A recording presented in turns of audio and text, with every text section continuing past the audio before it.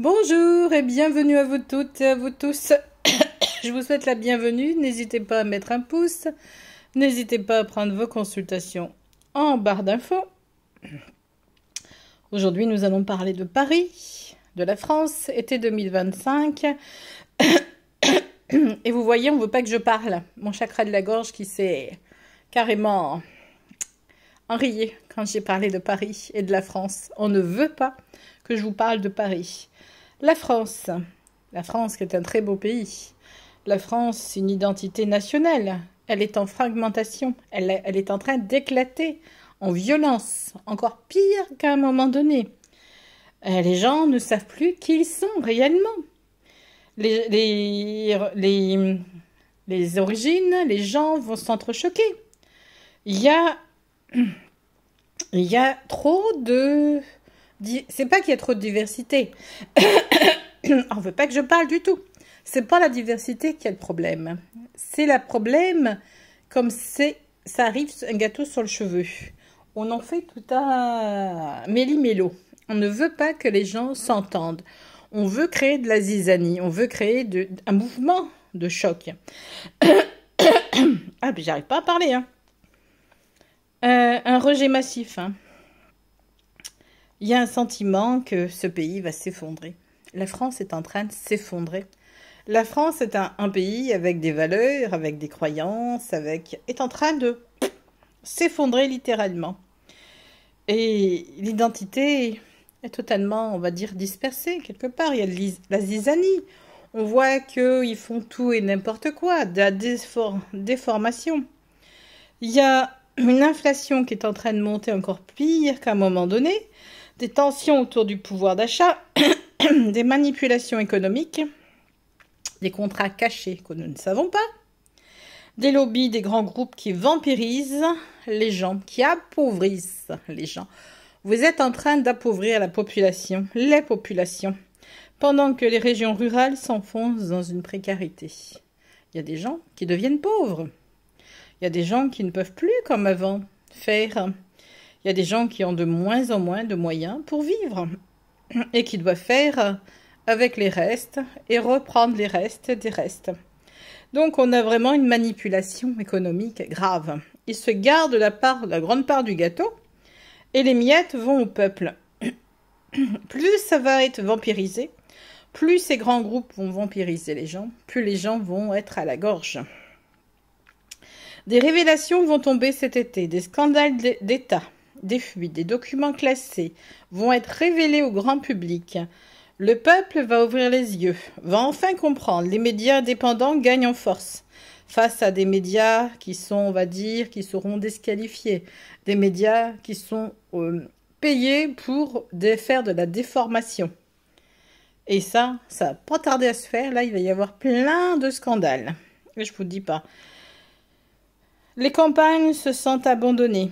Les zones rurales sont sacrifiées au profit des métropoles. Les territoires n'est plus équitable.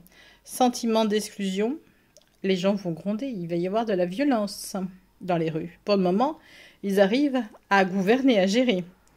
Donc, on voit bien que les petites bourgs, les petites régions en France, dans les campagnes, il y a un abandon. Les zones rurales sont sacrifiées. On essaye et puis ils ne vont pas aller là où il y a de la violence. Ils ne vont pas y mettre les pieds, pensez donc. Donc, une partie des zones en métropole, au profit des métropoles, seront sacrifiées. Donc, c'est en dehors de la métropole, ce qui est les zones hors de la métropole seront sacrifiées. Moi, c'est ce qu'on vient de me dire. C'est que si vous êtes en dehors de la métropole, vous serez sacrifié. Les tarifs vont encore augmenter également. Donc, ce n'est plus équitable. Sentiment d'exclusion, sentiment de ne plus appartenir à la France, à la métropole, où que vous soyez, ça va encore grimper les tarifs. Et on ne veut pas que je parle. La jeunesse se referme, se rebiffe.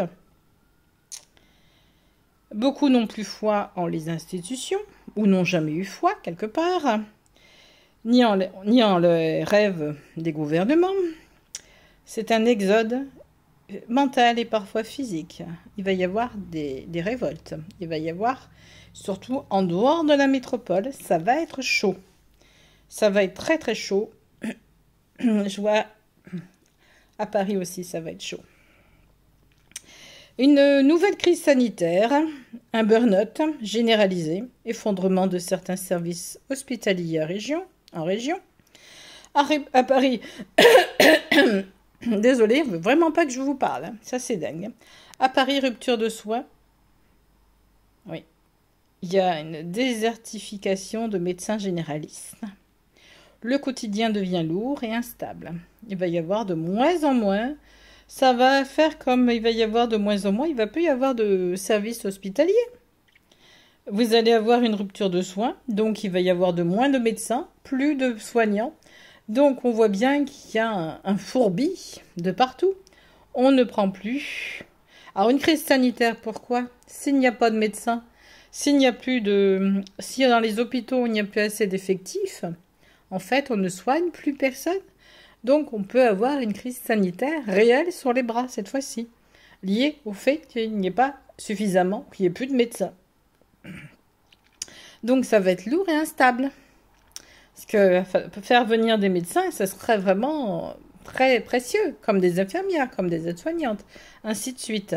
Je peux vous dire qu'il va en manquer beaucoup. Est-ce qu'ils veulent que nous ressemblons à la Nouvelle-Calédonie au niveau médical?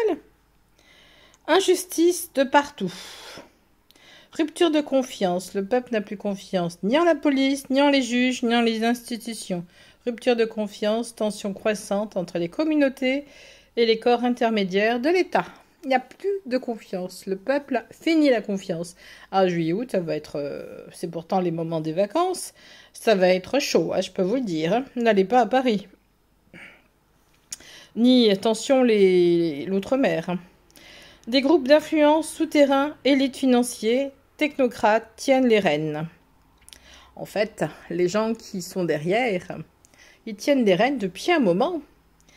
Alors, j'ai eu une conversation, je ne sais plus avec qui, parce que... Alors, ils ont quoi? Ils ont l'argent, la richesse, le sexe et le sang. Voilà ce que j'ai dit. Et le pouvoir, bien entendu.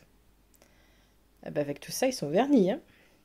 Donc, ces groupes, ces gens souterrains, cette élite financière, ces technocrates, ces gens qui tiennent les rênes, ben dans le peuple, il va y avoir beaucoup de colère. Mais ne vous inquiétez pas, ça va prendre feu, hein, l'étincelle. Il va aussi y avoir des tensions religieuses, des tensions interreligieuses et questions migratoires qui vont enflammer les gens. Les gens vont s'enflammer pour des détails religions. Beaucoup de tensions à venir, là, beaucoup de tracas à ce niveau-là. Puis les questions migratoires, mais pourquoi vous les aidez pas dans leur pays, ces pauvres gens? Donnez-leur un toit dans leur propre pays, faites le nécessaire. On voit également qu'il va y avoir beaucoup. C'est un été très très chaud. Hein. Le pouvoir est discrédité, le roi Telé et son gouvernement perdent le contrôle, l'État navigue à vue, les annonces sont vides et personne ne croit plus en la parole officielle. Il va se passer que, à mon avis, il va s'enfuir, lui. Je pense qu'il va être amené à dégager, plus vite que prévu. Ça fait un moment que je le dis, s'il ne fait pas trucider entre-temps. Les mouvements sociaux reprennent de la force, notamment à Paris, en région. Beaucoup de colère. Mais aussi en région Provence, en région outre de Paris. Colère dans les rues, grève longue. Et ça va être un sacré détonateur. Des grèves. Occupation de lieux publics. Alors, nuisances, nuits agitées, violences urbaines, peur collective. Paris pourrait connaître des émeutes, des blocages, des actes symboliques violents. Le pays porte des mémoires de la Révolution française. Elle pourrait s'activer encore. Disons que tout ça est en train d'amener un sacré boomerang. Il y a un karma sur Paris. au niveau des révolutions, surtout celles où il y a eu tout le monde qui a eu la tête coupée. Donc on a vraiment beaucoup, beaucoup, beaucoup de violence. Des actes vraiment violents. Ce que je vois, c'est vraiment violent. C'est très, très violent. C'est pas très gentil, hein. Donc, en conclusion, rien n'est calme pour l'été 2025. Paris, c'est une cocotte minute. Les autres régions sont en rupture avec Paris. Il y a une rupture qui va se faire. On va plus avoir d'informations sur Paris. Violence élevée. Risque d'actes symbolisant puissant. Il va y avoir également les rituels. Ils vont faire des rituels, ça c'est clair. Ils n'ont pas terminé le rituel. Négative. Une fracture sociale, politique et culturelle.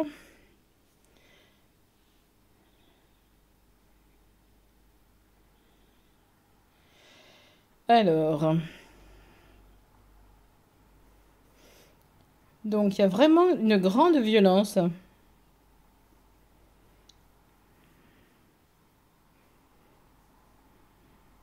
Et on voit vraiment quelque chose qui va être dangereux même.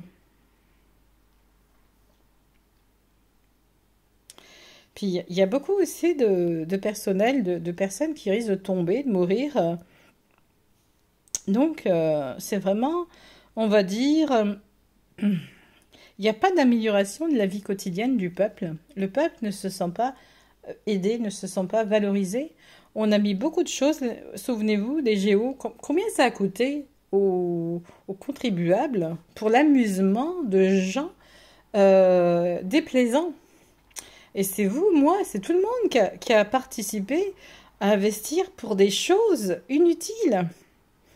Et là, le peuple ne voyant pas d'amélioration, il risque de péter la durite, hein. Et je peux vous dire que ça va être limite grave. Alors, juillet-août, c'est déjà pas bon. Mais en tout cas, il risque de se passer beaucoup d'événements, hein. Donc, si vous habitez à Paris, mettez-vous en sécurité dans votre propre appartement. Il y a vraiment une fracture politique qui arrive, une réforme ou un décret imprévu qui va provoquer une vague de manifestations, en particulier pour les étudiants et les fonctionnaires. Les syndicats vont se réorganiser, mais il y a une colère noire qui gronde. Le peuple est dans une colère noire. Il va y avoir des tensions rurales croissantes. Les agriculteurs, les artisans et les petits commerçants vont se sentir trahis. Il va y avoir encore un soulèvement de la part de ces personnes parce qu'il n'y a rien qui a été fait pour les aider. Des occupations d'institutions locales vont émerger. Mairies, préfectures, lycées, agricoles. Il peut y avoir des lieux saccagés, hein. Des grèves dans les transports, dans les hôpitaux et dans les écoles. Des tensions interquartiers avec risque de débordement et scènes d'émeutes dans certains arrondissements. Les forces de l'ordre vont être à bout de souffle, hein, parce que là, ça va vraiment être... ça va... Waouh! La fracture entre centre et périphérie devient béante. Des villes moyennes organisent des marches silencieuses ou des actes de désobéissance civique. Des collectifs citoyens vont émerger.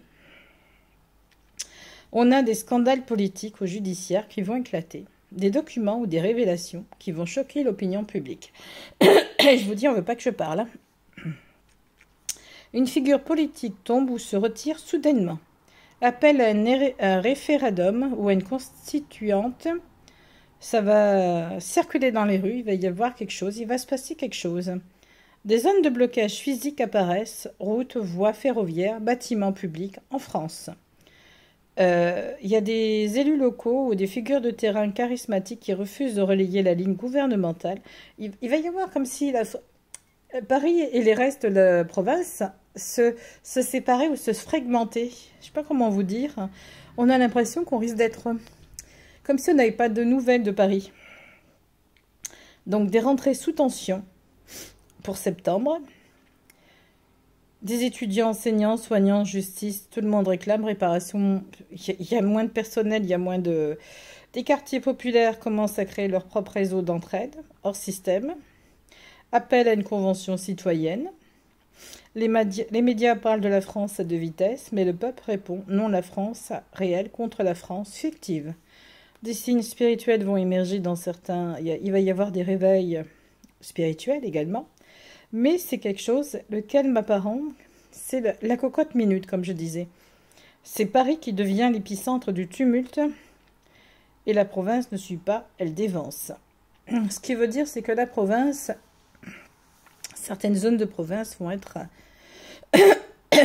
vouloir se séparer. Il y a comme une séparation, comme si on était coupé de toute information venant de Paris. Je ne sais pas comment vous dire.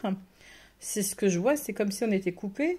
Au lieu d'être avec ces personnes, au lieu d'être, on va dire, d'avoir des informations, on n'a pas d'informations qui nous viennent. On est là sans pouvoir savoir ce qui se passe.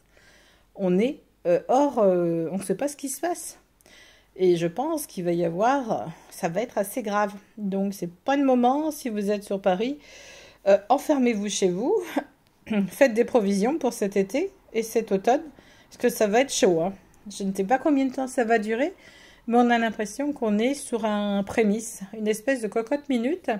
Et quand la cocotte minute va exploser, ça va être chaud et ça va être pas beau à voir. Voilà, j'espère ne pas vous avoir fait peur, bien entendu. Donc, prenez bien soin de vous. À bientôt. Au revoir.